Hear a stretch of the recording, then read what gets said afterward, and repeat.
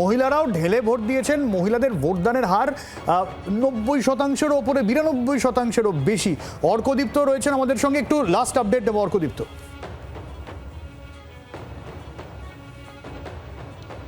দেখো, মহিলাদের ভোটদানের হার 92.69%, যেখানে পুরুষদের 90.92। আমরা এই স্বাধীনতার পর থেকে লোকসভা ইলেকশন বা বিধানসভা ইলেকশনের দিকে তাকাই, 2011-র আগে পর্যন্ত কখনো হয়নি যে মহিলারা পুরুষদের থেকে বেশি ভোট দিয়েছেন। 2011 থেকে সিনারিওটা চেঞ্জ করতে শুরু করে। 2011-তে খুব 0.2% মহিলা বেশি ভোট দিয়েছিলেন।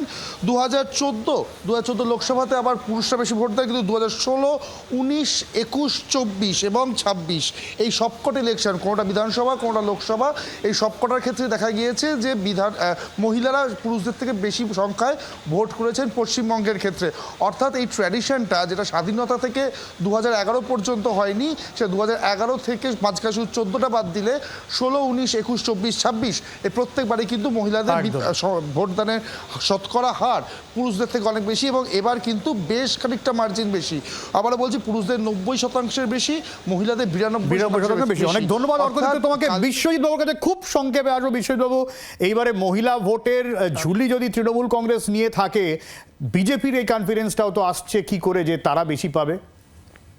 আমি ঠিক এই জায়গাটাই বলছিলাম, অর্ক যে কথাটাই শেষ করলো আমি সেই জায়গাটাই বলি যে 2% মহিলা ভোট বেশি, এবং 2011-র পরে বলছিল, তার মানে পরে যেখানে যেখানে মহিলা ভোটের পার্সেন্টেজ বেশি পড়েছে প্রত্যেকটা ক্ষেত্রে কিন্তু সেটা তৃণমূল কংগ্রেসের পক্ষে গেছে। তুমি যদি 14 বাদ দিয়ে 16 দেখো, 21 দেখো, 24 দেখো, সবগুলো ক্ষেত্রে শাসক দল ভোট বেশি পেয়েছে এবং তারা আসনও বেশি পেয়েছে।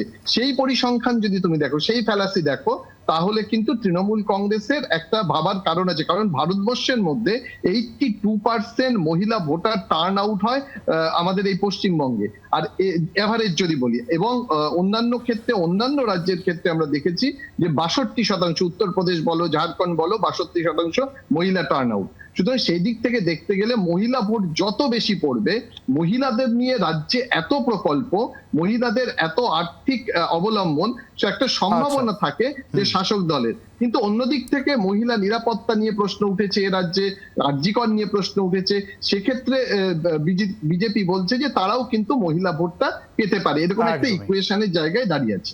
একদমই। অনেক ধন্যবাদ বিশ্বজিৎ বাবু আপনাকে। আরো বাংলার আওয়াজ, বাঙালির আবেগ, জি 24 ঘন্টা।